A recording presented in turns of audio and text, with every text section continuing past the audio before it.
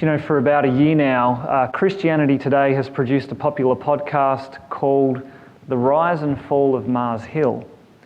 And if you don't know, Mars Hill Church, I should say, it was a very well-known church in the US, based in Seattle. It was led by a pastor named Mark Driscoll. And he started Mars Hill in 1996, just as a small group Bible study, maybe a little bit smaller than our gathering here tonight. But over the years, by 2013, that little group had grown into a church of a weekly attendance of 12,000 people. And they had a worldwide influence through the internet, a very cutting-edge sort of a church. And then 2014 came, and there were a few issues.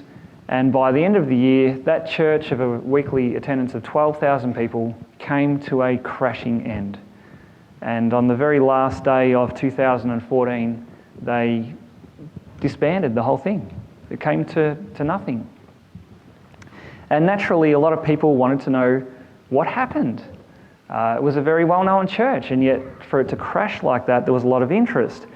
And so Christianity Today, they have produced this podcast looking into what went wrong, okay? The rise and then the fall of Mars Hill Church. And I did know about Mars Hill over those years. I occasionally listened to some of their sermons, and as an outsider looking in, it seemed to be a fairly solid Bible-believing church.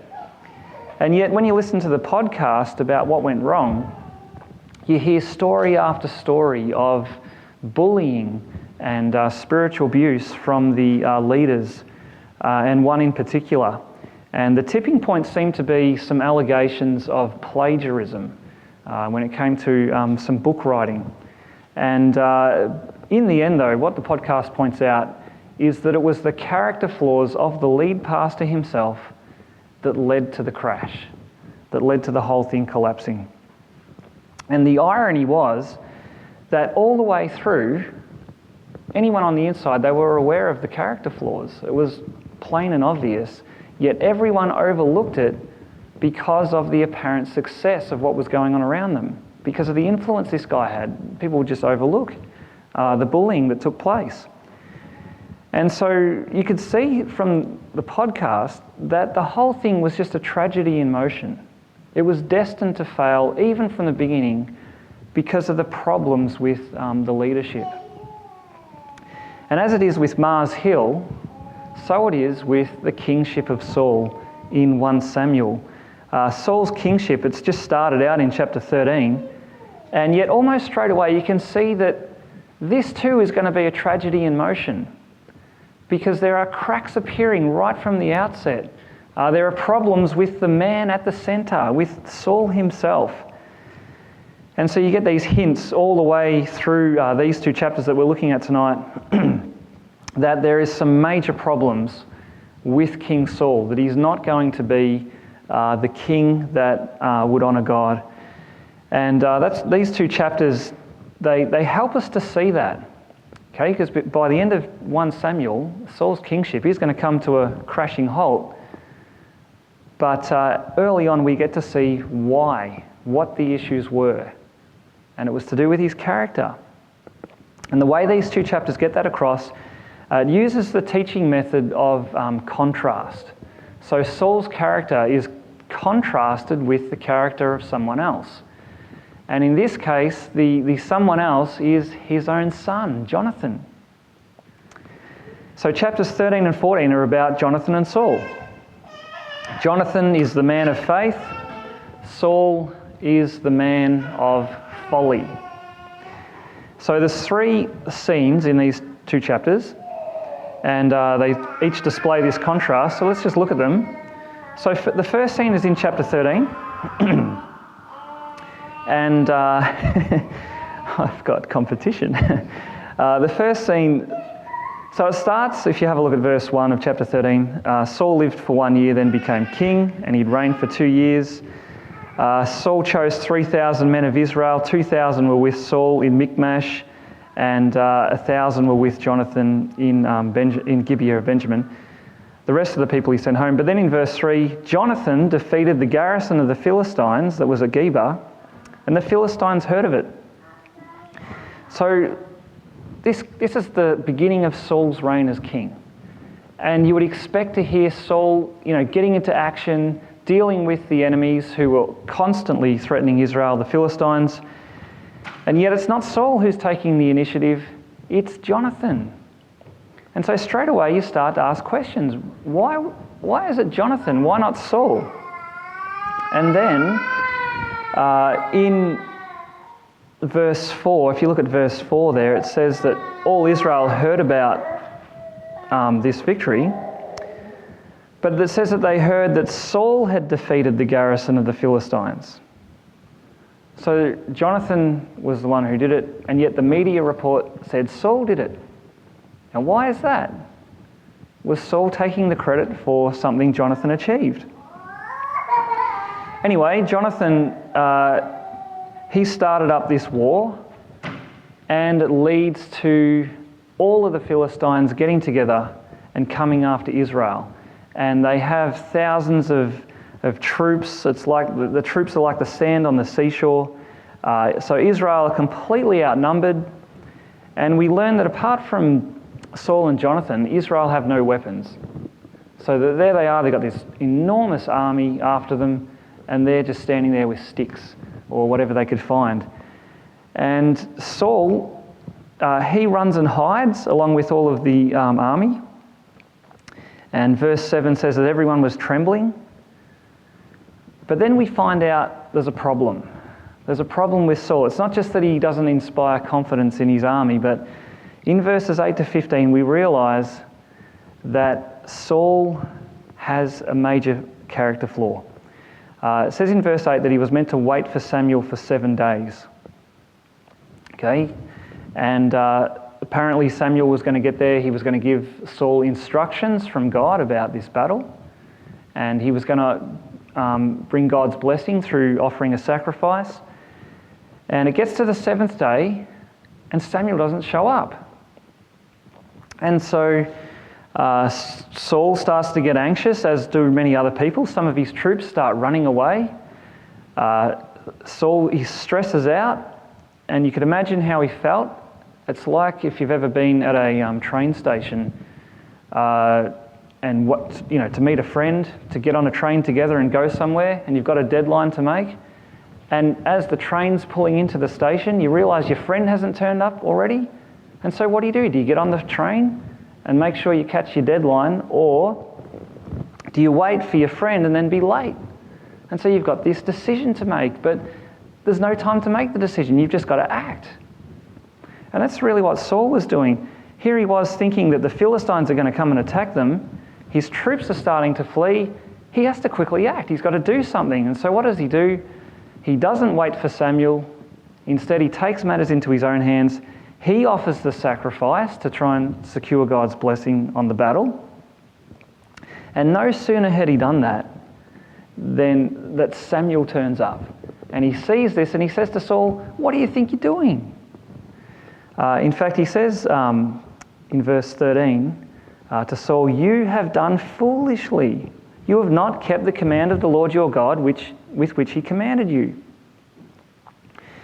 And for Samuel, this wasn't an issue of, they need to make a sacrifice, someone's got to do it, so Saul, he's the man at the right place at the right time.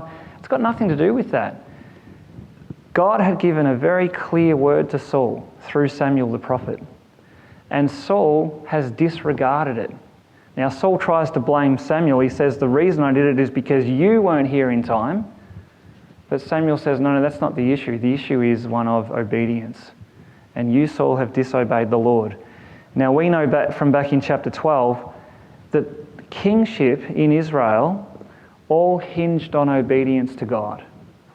Okay, that was the main thing. If the king had a list of his job description, it could really just come down to one thing. You must obey the Lord. Keep his commands. You do that, everything will go fine.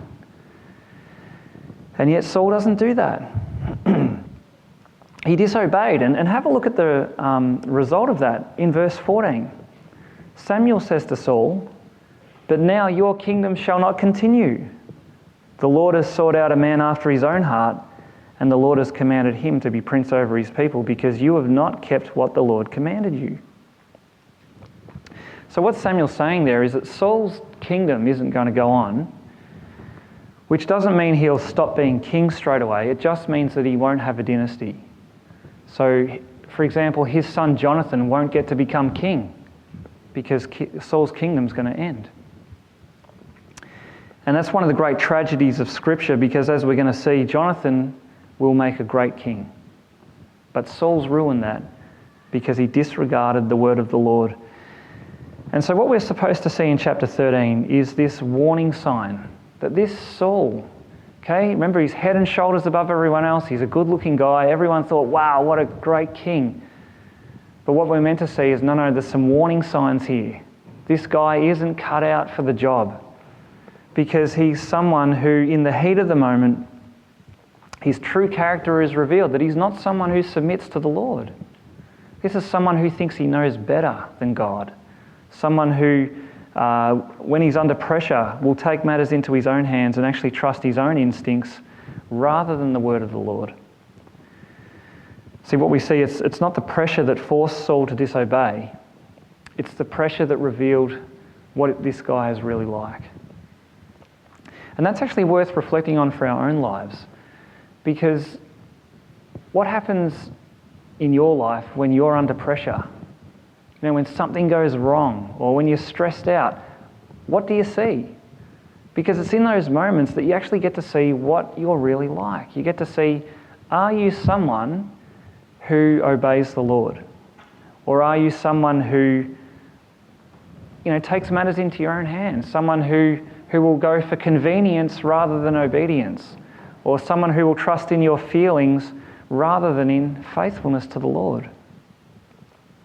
See, it's in the moments when we're under pressure, when we're stressed out, that's when what's in our hearts is exposed. And we can see, are we someone who patiently trusts in the Lord, continues to obey him, or we go and do our own thing? Well, that was certainly the case with Saul, and so he was a tragedy in motion, because his heart wasn't in submission to the Lord. And therefore, his kingship, it was destined to fail. So that's the first scene. It's the scene of disobedience. The second scene is in chapter 14, in the first 23 verses. And here we see this contrast between courage and fear. So courage and fear. And it begins again with Jonathan. Jonathan again takes the initiative. He attacks a Philistine garrison. And in verse 1 of chapter 14, if you have a look at that, notice at the end of that verse it says that Jonathan didn't tell his father about that. Which again, it makes you start wondering, what's going wrong? Like, surely if Saul is the king, he should know about whether his son is going to attack a Philistine outpost. But it seems as though Jonathan has some doubts about Saul's input. So he doesn't even bother telling Saul about what he's planning to do. So we can see there's some issues between Jonathan and Saul already at the outset. But what is Saul doing while Jonathan's out attacking Philistines? Have a look at verse 2. It says, Saul was staying in the outskirts of Gibeah, in the pomegranate cave at Migron. The people who were with him were about 600 men. And listen to who he has with him. He has Ahijah, the son of Ahitub, Ichabod's brother. Remember Ichabod? That little kid who was born when they lost the ark, and he was named Ichabod because that meant the glory has departed. Well, here's Ichabod's, who is it? His grandson, I think. Anyway, I didn't do the maths, but anyway, it's from Eli's line. And what we know about Eli's line is that was rejected. They were the priestly line that was rejected because of corruption in Shiloh. And so you have this picture of Saul, whose kingdom is rejected, and he's assisted by a priest whose priesthood is rejected.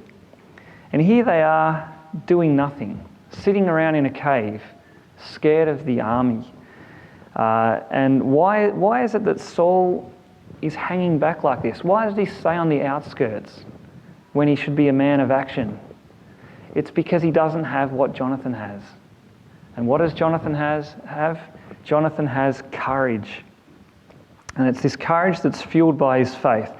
And you see that in verse 6, which is the main verse of the section, where Jonathan says to the armour bearer, "Come, let us go over to the garrison of these uncircumcised. It may be that the Lord will work for us. For nothing can hinder the Lord from saving by many or by few." So that's Jonathan's faith. Okay, where does he get the courage to attack? From the Lord, who he says can save by many or few. See, nothing can hinder God from saving. And Jonathan says it may be that God will do that for us. Notice how he doesn't assume or presume on God. He doesn't say, God must do what I say because I'm calling the shots. No, he recognises God's freedom or God's sovereignty, saying God might act through us. But there's only one way to find out, isn't there? How do you know if God will work through you? If you want to do something for the Lord, how do you know that he will work through you? You know by going and doing it, getting on with the task, which is what Jonathan does. And what happens? God does work through Jonathan and his armour bearer. They climb down one side of the cliff and up the other side. Then they start attacking Philistines. They kill 20 of them.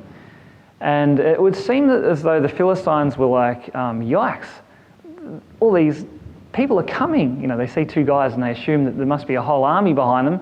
So they start panicking. And the panic just spreads through the army.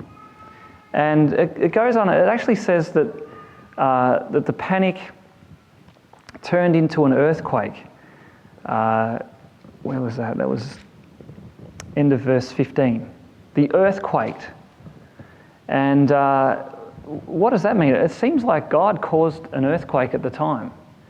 And so already the Philistines are panicking because of these soldiers coming upon them. And then the earth starts shaking, which turned into a great panic. And in all of that panic, they got so confused that they started to strike each other down.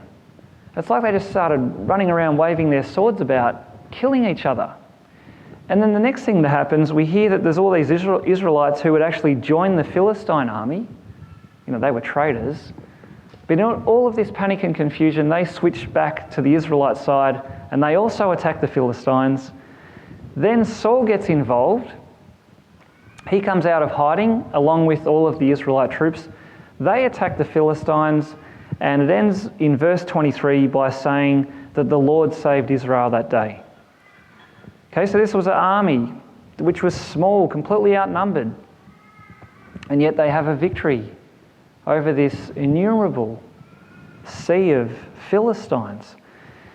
And so it was just like Jonathan said, nothing can hinder the Lord from saving by many or by few. And that's where Jonathan's courage came from.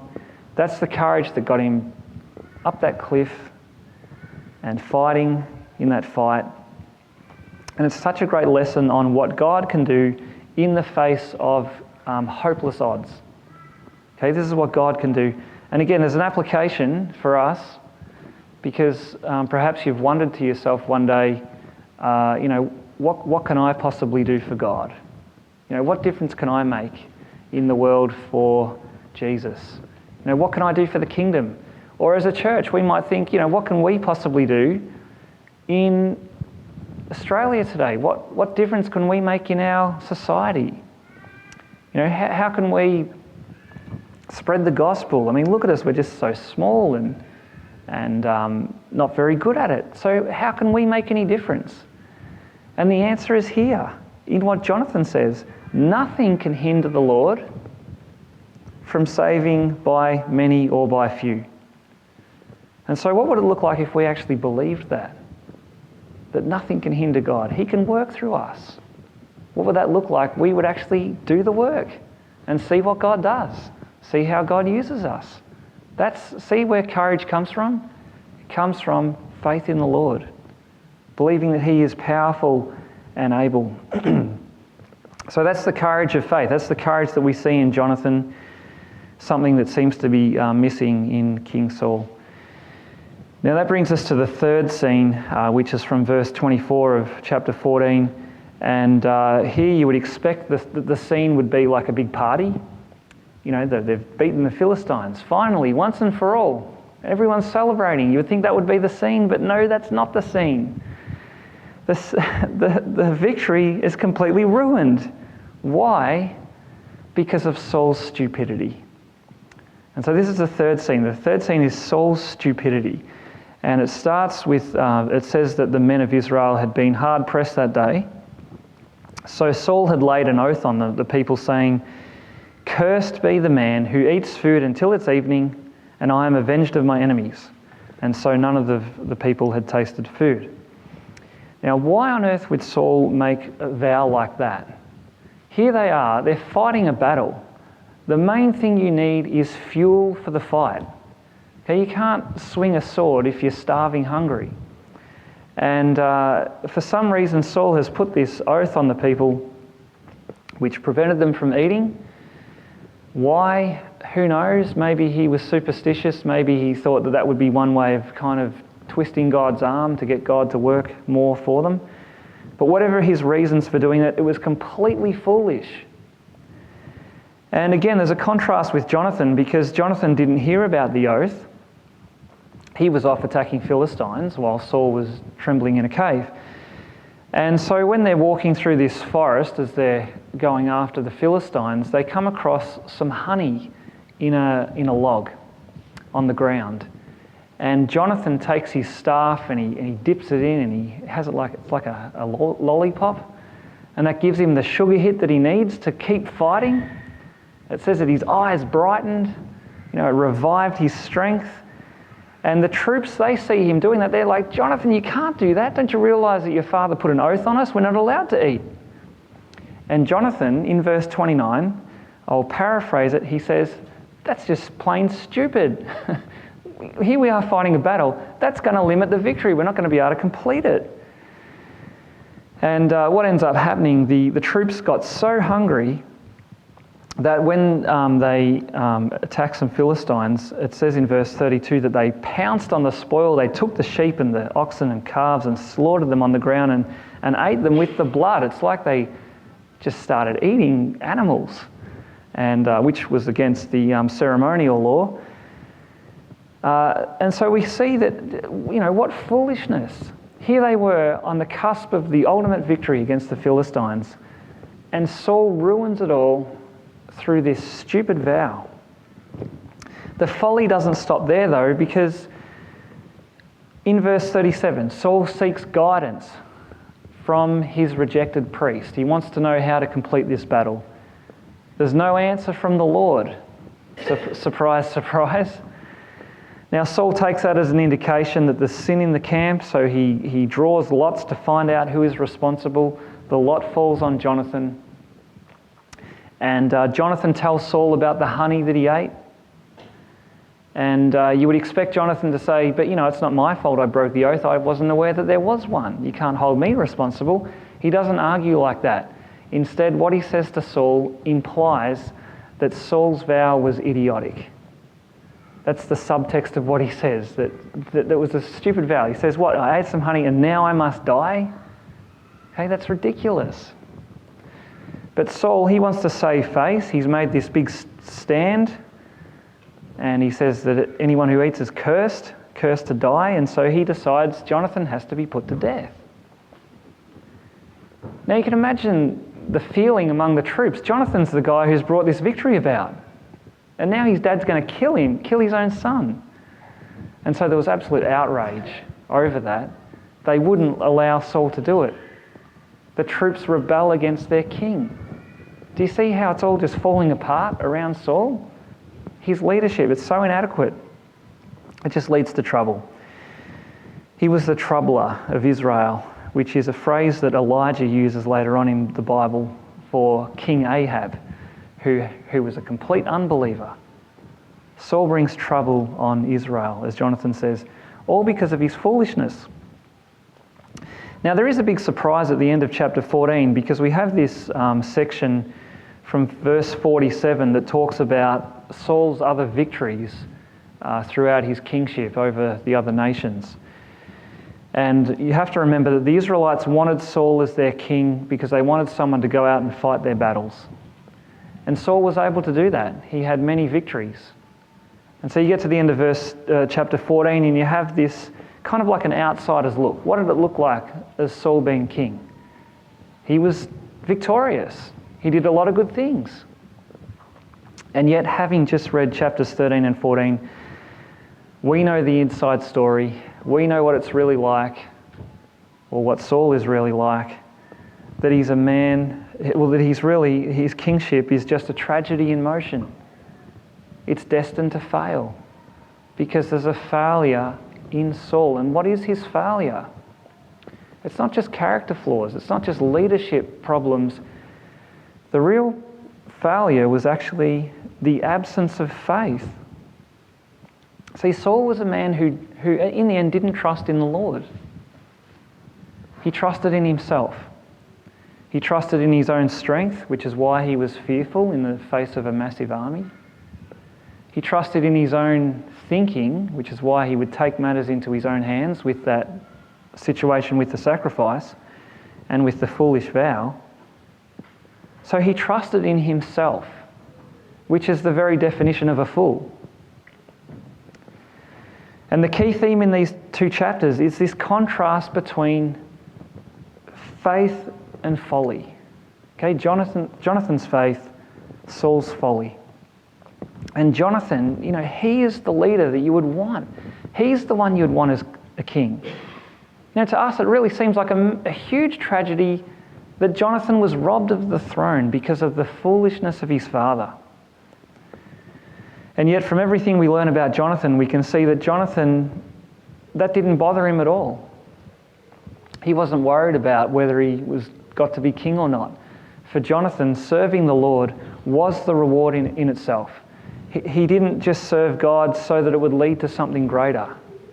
Okay, he wasn't in it for what he could get out of it. He was in it for the Lord. He wanted to serve the Lord, and that was the reward itself for Jonathan.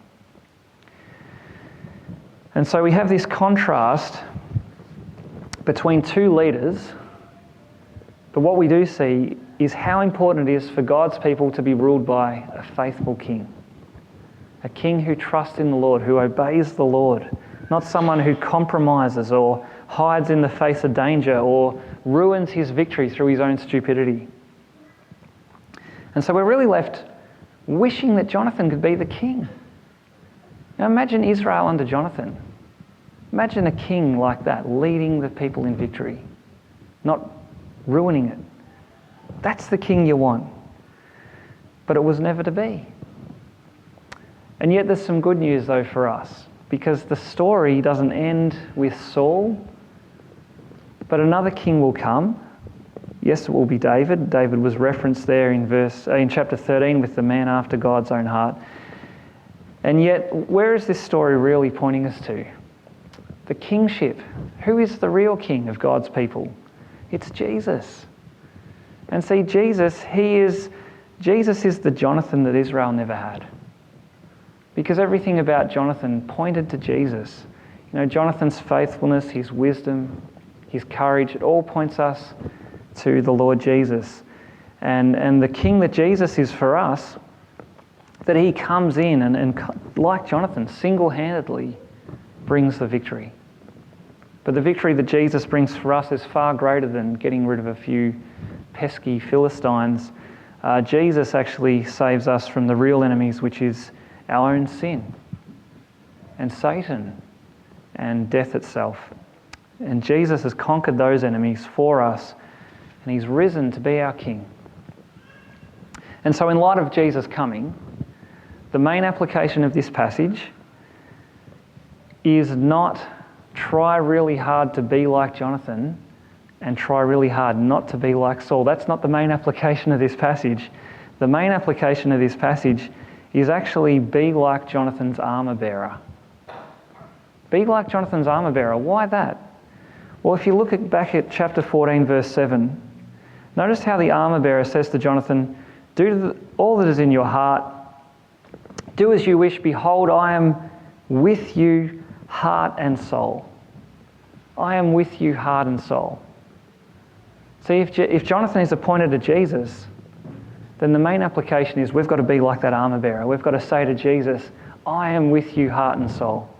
I will follow you wherever you lead. That's what we've got to do, because Jesus is the King worth following. And he calls us to be with him heart and soul. And when we do that, when we trust in him and follow him, when we're with him heart and soul, what happens? We become like Jonathan. We become courageous. We become wise. We become faithful. That's how Christ saves us, when we trust and follow him. So there you go. That's chapter 13 and 14. It's calling us to trust in the true and better Jonathan, the Lord Jesus, the true King.